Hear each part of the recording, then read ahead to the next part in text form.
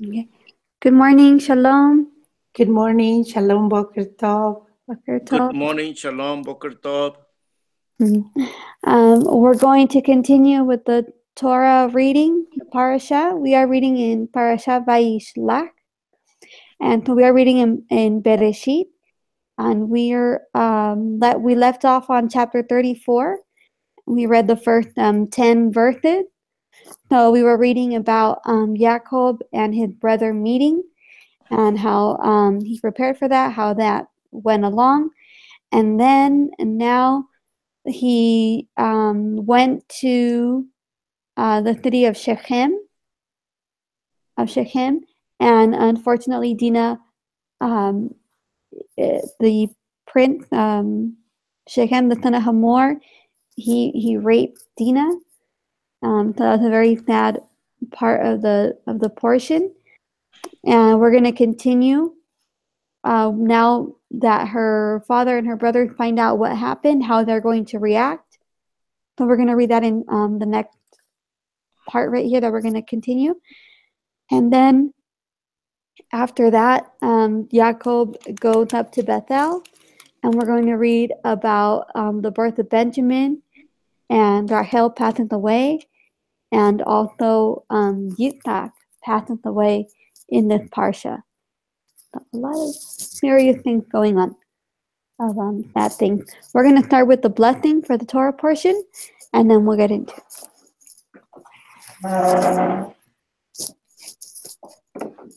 Baruch et Yahweh Hamora. Baruch Yahweh Hamora Leolam Baed. Baruch atah Yahweh Eloheinu melech haolam, asher bahar banu mikol hamim, ונתן לנו את תורתו. Baruch atah Yahweh נותן התורה. Amen. Okay. All right. So we're gonna. We read verse 10. Okay, where Shechem is asking him to intermarry with them. Okay, so we're gonna continue with verse 11. I'm gonna share my screen here, so you can see the transliteration. Okay. And we're gonna hear verse 11.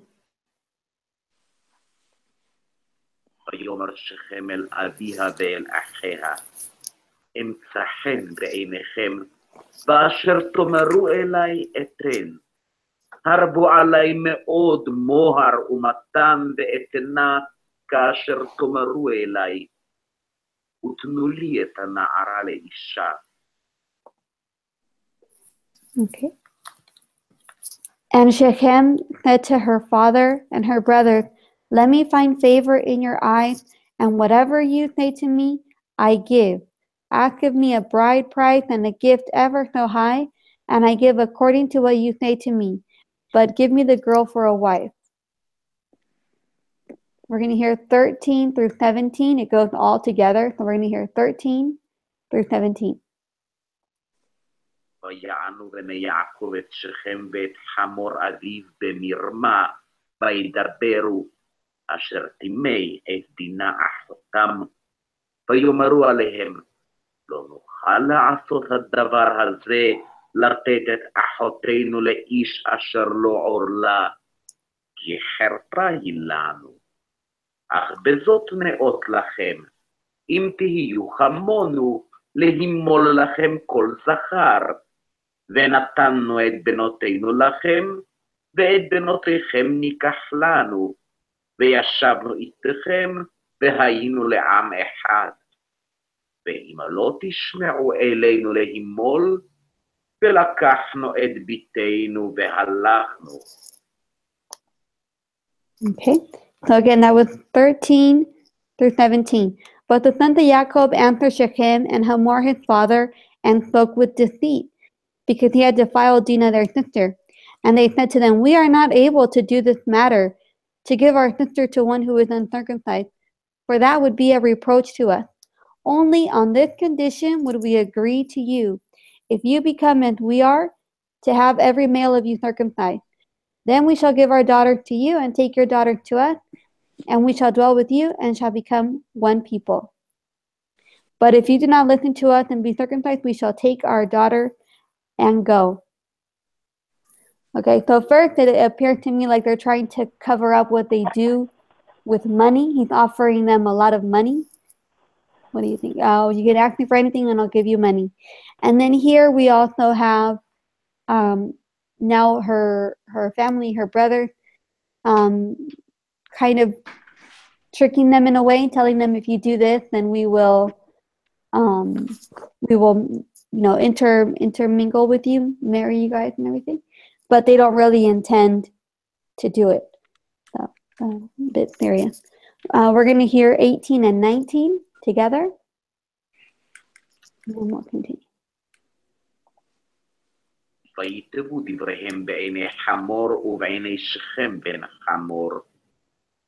ולא איחר הנער לעשות הדבר, כי חפץ בבת יעקב, והוא נכבד מכל בית אביו. Okay, and their words pleased Hamor and Shechem, Hamor's son, and the young man did not delay to do this, because he delighted in Jacob's daughter. Now he was more respected than all the household of his father. So he's going to convince everybody else to go along with this plan of being circumcised. So we're going to hear 20 through 24 all together. 20 through 24. ויבוא חמור ושכם בנו אל שער עירם, וידברו אל אנשי עירם לאמור, האנשים האלה שלמים הם איתנו, וישבו בארץ ויסחרו אותך, והארץ היא רחבת ידיים לפניהם. את בנותם ניקח לנו לנשים, ואת בנותינו ניתן להם. אך בזאת יאותו לנו האנשים לשבת איתנו, להיות לעם אחד, הימול לנו כל זכר, כאשר הם נימולים. מקניהם וקניינם וכל בהמתם, הלא לנו הם, אך נאותה להם, וישבו איתנו. וישמעו אל חמור ואל שכם בנו כל יוצאי שער עירו, וימולו כל זכר כל יוצאי שער עירו. Okay. And Hamor and Shechem his son came to the gate of their city and spoke with the men of their city, saying, These men are at peace with us, so let them dwell in the land and move about in it. And see, the land is large enough for them.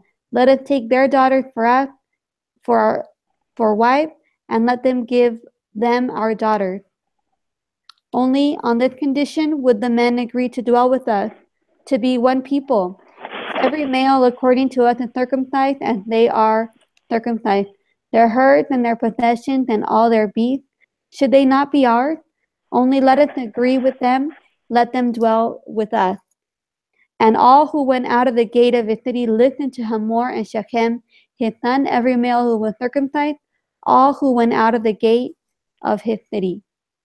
So they agree to go through with it, mostly because they feel like it's going to be beneficial to them with the flock and everything. So then, obviously, they're going to be weak and open to attack by Jacob's son. So we're going to read 25 and 26. ויהי ביום השלישי בהיותם כועדים, ויקחו שני בני יעקב, שמעון ולוי, אחי דינה איש חרבו, ויבואו על העיר בטח, ויהרגו כל זכר. ואת חמור ואת שכם בנו הרגו לפי חרב, ויקחו את דינה מבית שכם, ויצאו. Okay.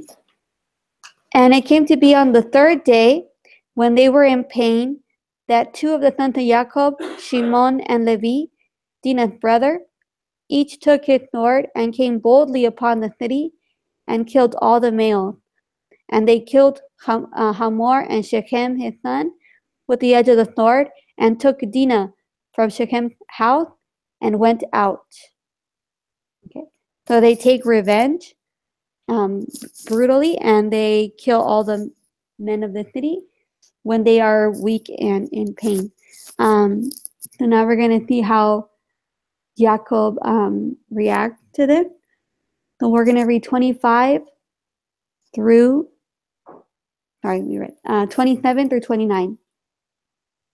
27 to 29.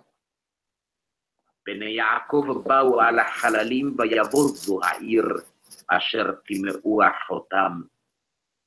את צונם ואת בקרם ואת חמוריהם ואת אשר בעיר ואת אשר בשדה לקחו. ואת כל חילם ואת כל טפם ואת נשיהם שבו ויבוזו ואת כל אשר בבית. Okay. The sons of Jacob came upon the slain and plundered the city because they had defiled their sister. They took their flocks and their herds and their donkeys and that which was in the city and that which was in the field and all their wealth and all their little ones and their wives they took captive and they plundered all that was in the houses. Okay, so this is Shimon and Levi are the two who do this. So the two by themselves, they kill everybody and they take all of the wealth and all the people. I'm assuming they take them as servants, as slaves.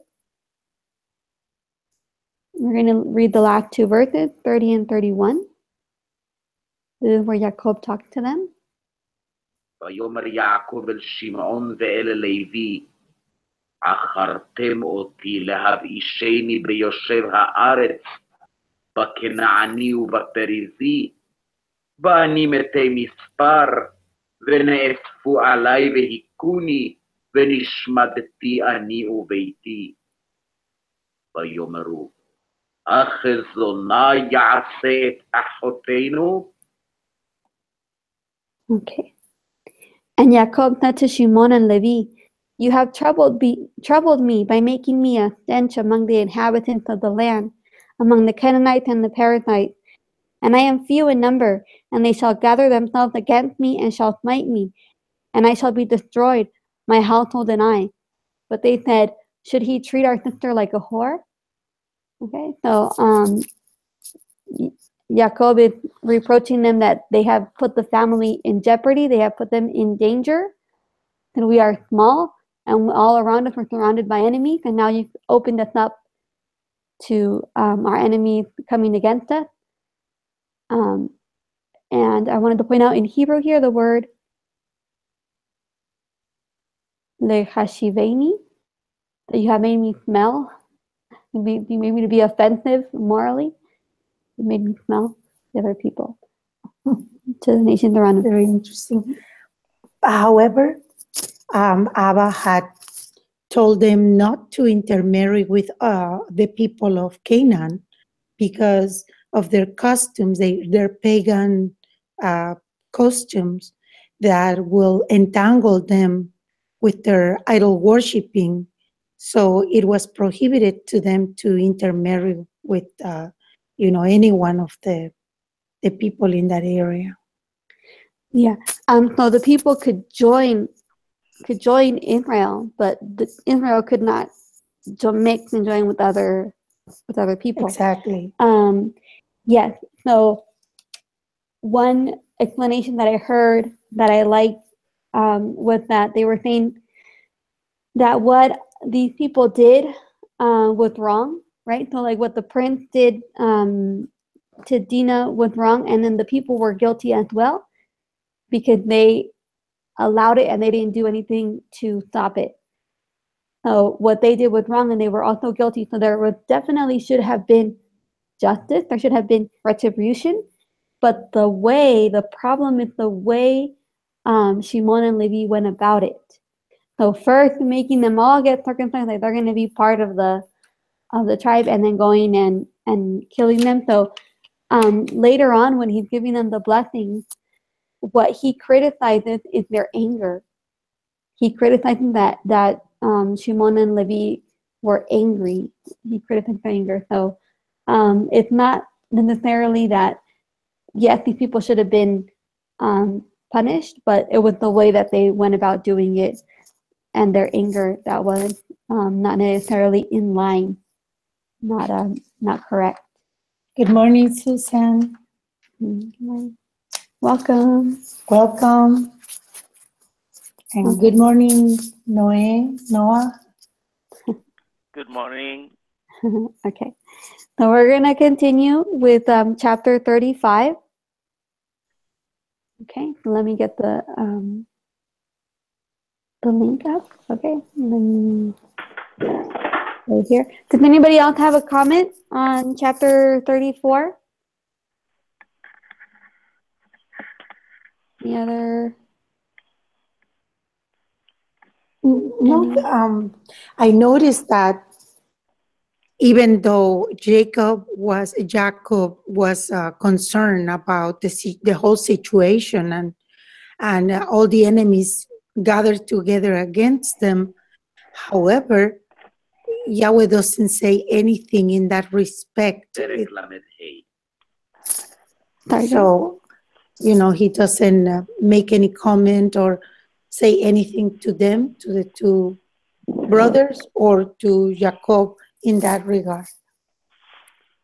Okay. All right. If there's no other comments, we'll continue with chapter 35. And we'll hear verses 1 through 3.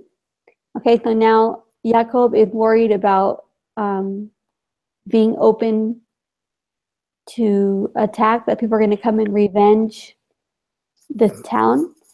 And so now Elohim is telling him what to do.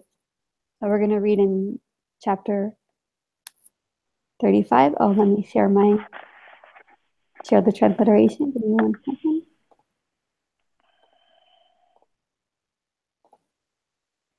Okay. There we go. Chapter 35, verses 1 through 3. ויאמר אלוהים אל יעקב, קום עלה בית אל ושב שם, ועשה שם מזבח לאל הנראה אליך, בבורחך מפני עשיו אחיך. ויאמר יעקב אל ביתו ואל כל אשר עמו, הסירו את אלוהי הנכר אשר בתוככם, והיטהרו, והחליפו סמלותיכם, ונקומה ונעלה בית אל, ואעשה שם מזבח לאל העונה אותי ביום צרתי, ויהי עמדי בדרך אשר הלכתי. Okay. And Elohim said to Jacob, arise, go up to Bethel, and dwell there, and make an altar there to El, who appeared to you when you fled from the face of Esau your brother.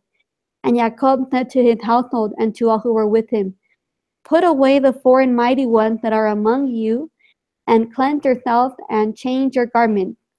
Let us arise and go up to Bethel, and let me make there an altar to El, who answered me in the day of my distress, and has been with me in the way which I have gone. So very interesting. He tells them they have to kind of like clean themselves and put away idols, put away foreign mighty ones, put away idols that are among them, and change their garments. So it's possible. One explanation is that they looted and they picked up all of the idols from Shechem, from the city that they were just in. Okay. And or the other explanation could be that they had the mentality that it was okay kind of to have this mixture of idols, as long as it's okay to have this little amulet, to have this little idol, as long as I put Yahweh first. He's still the main God, but these are like little demi-gods. So it's possible that is what they were thinking. We're not really sure, but he's telling them to get rid of them, to clean house. And I noticed something interesting on the first chapter. Chapter 35, first verse, where it says, like if he's talking in a third person, right? Mhm. And it says, go up to Bethel and dwell there and make an altar there to El. Like Yeah. if he has to make an altar for someone else. It's very, very interesting. And obviously Elohim has a plural connotation, but it's like speaking in a third. Yeah, like Elohim is Person. telling him, make an altar to El. Yeah, so that's Exactly. interesting choice of words there. We're going to hear verse 4 and 5. And if you guys have a comment, just jump in anytime, okay? So 4 and 5. ויתנו אל יעקב את כל אלוהי הנכר אשר בידם, ואת הנזמים אשר באוזניהם, ויטמון אותם יעקב תחת האלה אשר עם שכם. וייסעו, ויהי חיטת אלוהים על הערים אשר סביבותיהם, ולא רדפו אחרי בני יעקב. Okay. Wow. So they gave Jacob all the foreign mighty ones which were in their hand, and all the earrings which were in their ears, and Jacob hid them under the terebinth tree which was near Shechem. And they departed, and the fear of Elohim was upon the cities that were all around them, and they did not pursue the sons of Jacob. So, I thought it was interesting. The earrings, why are the earrings part of the idol worship? You know, that's interesting. Or part of the idol. Wow. I don't know. So he buries them. Okay, so and they move on. Now they're ready to go to Bethel and make the altar that Yahweh is telling them to make. All right, so we're gonna read verse 6 and 8, and this one is explaining how on the way, Deborah, who is Rivka's nurse, so Rivka is Jacob's mom, right? And her nurse, Deborah, dies, and they bury her. So interesting. Okay, let's go to verse 6, 7, and 8. ויבוא יעקב לוזה אשר בארץ כנען, היא בית אל, הוא בכל העם אשר עמו. ויבן שם מזבח, ויקרא למקום אל בית אל, כי שם נגלו אליו האלוהים, בבורחו מפני אחיו. ותמות דבורה מינקת רבקה, ותקבר מתחת לבית אל תחת האלון, ויקרא שמו אלון בחוט. Okay. So verse 6, and Jacob came to Luz, that is Bethel, which is in the land of Canaan, and he and all the people who were with him. And he built there an altar and called the place El Bethel, because there Elohim appeared to him when he fled from the face of his brother. So he's made full circle, come all the way back to the place where he left. Right? And he called it, the place is Makom, and he called it El Bethel. What is Lusa? Okay, and Luth, Oh, it's just the name of the Lusa. place. Luth. Well, Luth is just they have to conjugate it when they put it in. Mm. Yeah, when they put it in, when they use it. Okay, and verse 8, and Deborah, Rivka's nurse, died, and she was buried below Bethel under the terebinth tree. So the name of it was called Alon Bakuth. Alon Bakuth. Okay, so and this is a nurse, meaning like a wet nurse. Okay, nurse that gives milk. So I wonder if it means that she nursed Rivka's children, like if she was the nurse that would nurse Rivka's children, or if she'd be very elderly if she was the woman that nursed Rivka herself. So interesting. All right, verse 9 through 13. So now Elohim reaffirms the blessing that he gave Yaakov, tells him his name is Israel, and you're going to hear all the promises of the land and the blessings. So let's hear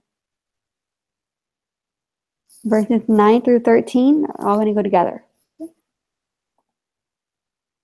וירא אלוהים אל יעקב עוד בבואו מפדן ארם, ויברך אותו. ויאמר לו אלוהים, שמך יעקב, לא יקרא שמך עוד יעקב, כי אם ישראל יהיה שמך. ויקרא את שמו ישראל. ויאמר לו אלוהים, אני אל שדי, פרא ורבה, גוי וקהל גויים יהיה ממך, ומלכים מחלציך יצאו.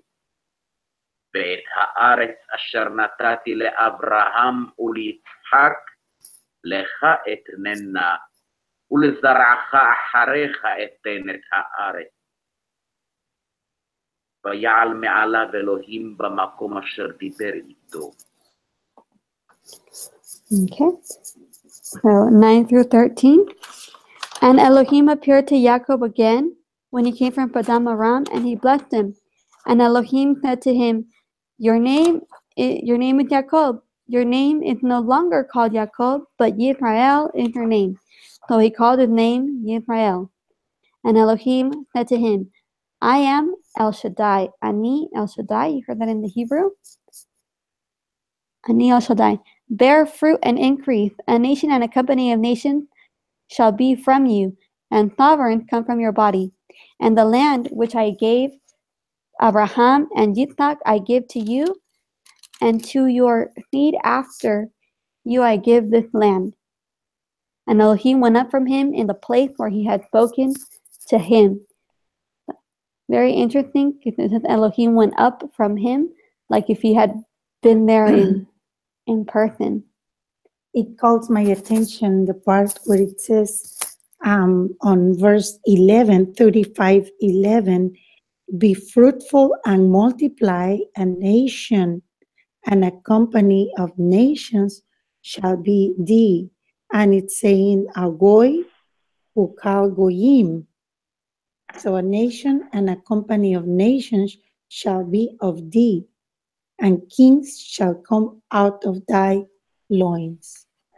Very, very interesting how it's foretelling about the goyim that will come to be part of Israel. Yeah, that's a really good. So yeah, they translate it as nation, company of nations, but yeah, it could be like a spiritual way, speaking about other nations, strangers, right? like goyim that come to goyim. To know Yahweh. It's really good. Okay, and we're gonna hear verse 14 and 15.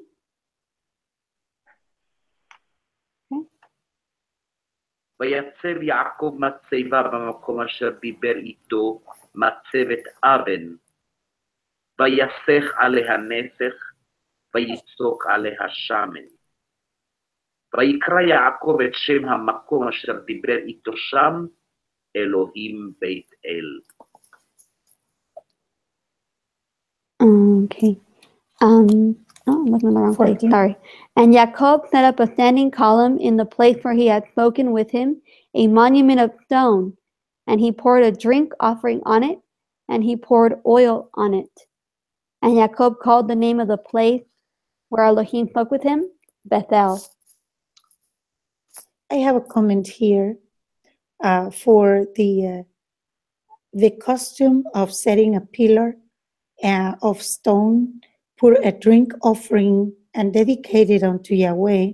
It was copied by the people, in general, and now they erect those columns or the pillars, but onto pagan idols. So how the enemy copies absolutely everything, right? Mm-hmm. For himself. Yep. Just that, how, like, for example, in Washington, in other places, they have erected those big pillars, and not necessarily for Yahweh, right? But for pagan gods. Okay. We're gonna read verse 16 through 19. So this is when Benjamin is born, the final of the 12 tribes. Okay. And unfortunately, Rachel passeth away in childbirth. So 16 through 19. ויסעו מבית אל, ויהי עוד כברת הארץ לבוא אפרתה, ותלד רחל, ותקש בלידתה. ויהי בהקשותך בלידתה, ותאמר לך המיילדת, אל תראי, כי גם זה לך בן. ויהי בצאת נפשך, כי מתה, ותקרא שמו בן אוני, ואביו קרא לו בנימין. ותמות רחל, ותיקבר בדרך אפרתה, היא בית לחם. Okay. So they set out from Bethel, and it came to be, when there was but a little distance to go to Ephrat, that Rachel began to give birth, and had great difficulty giving birth. And it came to be that as she was having great difficulty giving birth, that the midwife said to her, "Do not fear, for it is another son for you." And it came to be, as her life was going out, for she died, that she called his name Benoni, but his father called him Benjamin. So Rachel died and was buried on the way to Ephrat, that is Bethlehem. So I wanted to show you What guys. is Benoni? Benoni is son of my affliction, son of my sorrow, Wow. because she's dying. So he says, no, it's going to be Benjamin, son of my right hand. Son of my right hand. So, all right. And then what the servant tells her, ki gam se, or the midwife, sorry, ki gam se lak ben. This will also be a son. Mm. And the word Benjamin then could be applied to Yeshua, which is the right hand of the Father. Very good. Very interesting. Yes. Very. We're going to read 20 through 21 together. 20 and 21. Here we go. ויצב יעקב מצבה על קבורתה, היא מצבת קבורת רחל עד היום. ויסע ישראל, ויית אוהלו מהל על מגדל עדר. Okay. And Jacob set a standing column on her grave, which is the monument of her grave, which is the monument of Rahel's grave to this day. And Israel set out and pitched his tent beyond the tower of Eder. And 22 through 26. Going to be all together. 22 through 26. Here we go.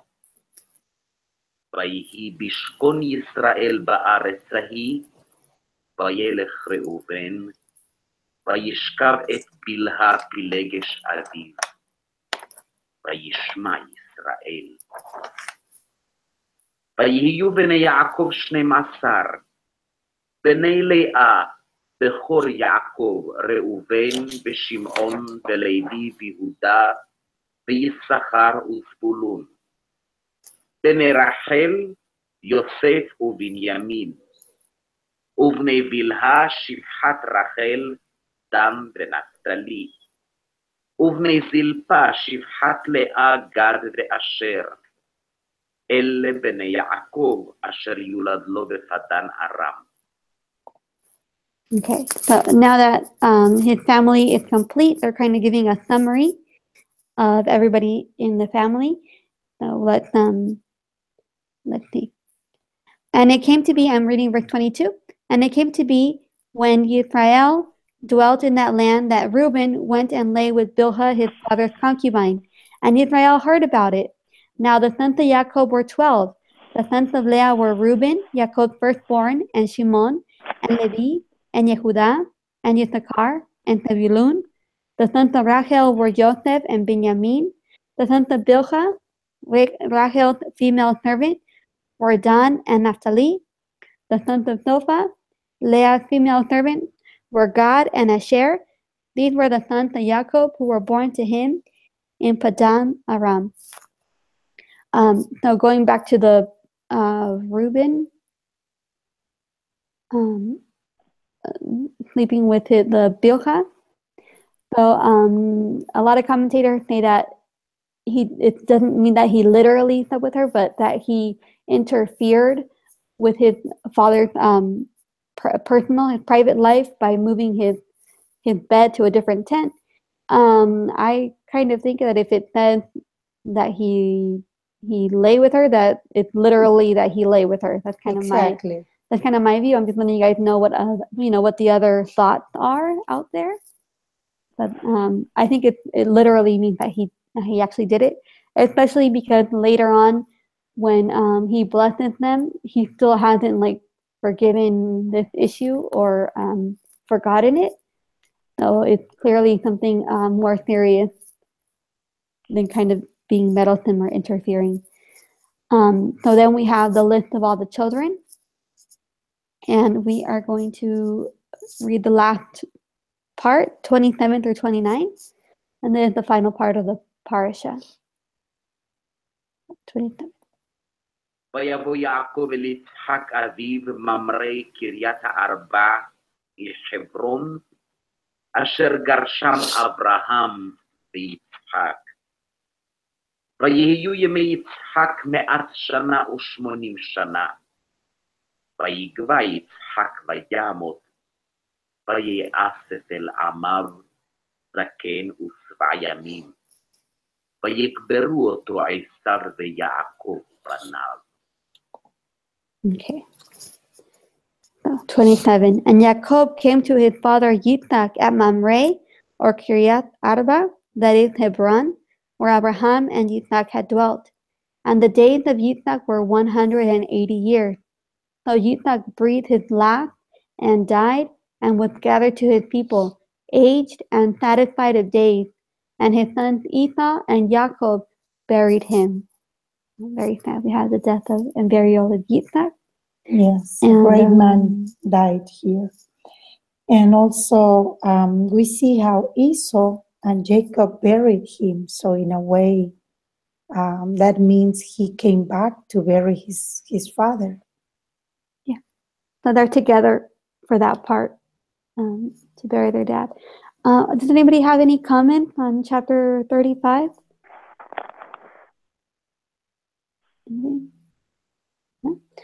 So chapter 36 is also part of Parshah Vayishlach, but it is just a list of names. It's all the family of Esau. So I wasn't gonna hear, listen to the Hebrew of that one. It's just a list of names of his family. I do want to point out one thing. I'll show you guys here. Todot, meaning descendant, Todot of Esau. Okay, and then you see Alihava, Bismat, Ada. And let me see, I wanted to point out, I think it's verse 12. Okay. Eliphaz, and she bare to Eliphaz Amalek. So here is where Amalek comes from, a descendant of Esau. Okay, and they were enemies all the time. Yeah, Amalek becomes one of the major enemies of Israel, and one that it's been difficult to eradicate for them. So that's where he comes from, and that's the chapter. So I was not going to go through that one in detail, just to show you guys what it kind of is about. But there we go. Well, I wanted to say that even though they are together to bury the father, but the hatred, it's building up through the years.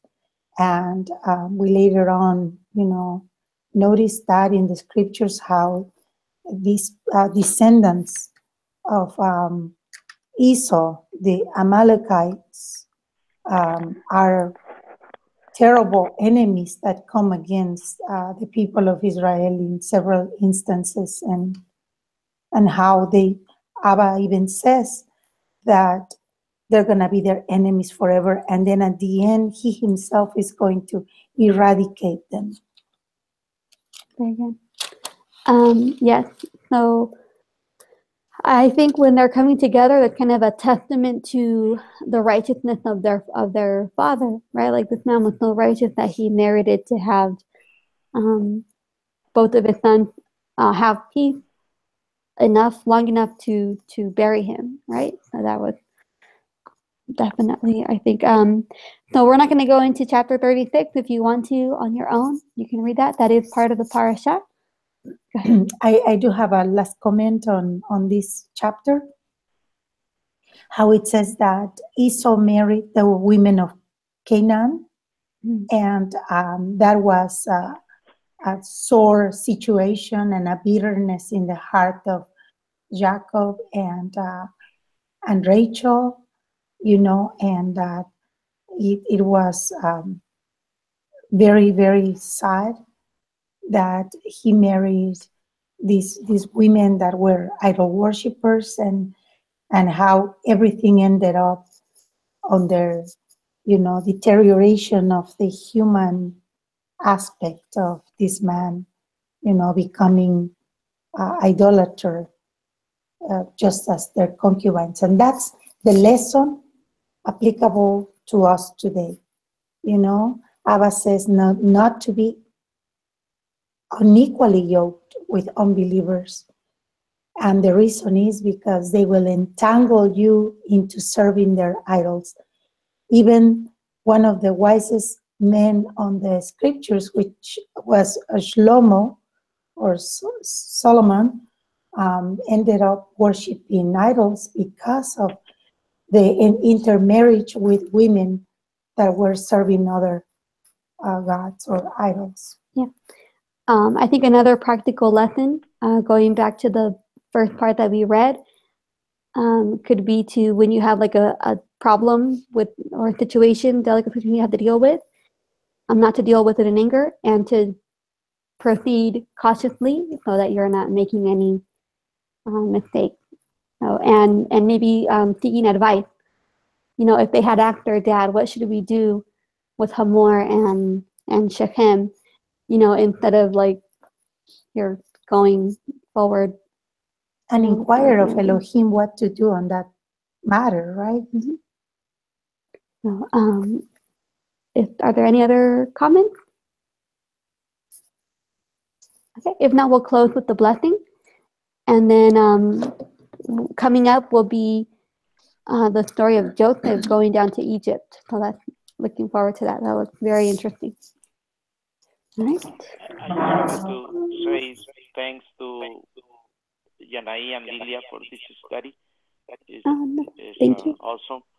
I enjoyed it very much, and I'm planning to attend it as much as possible on forward. Thank you. Thank you. Toda Rabba.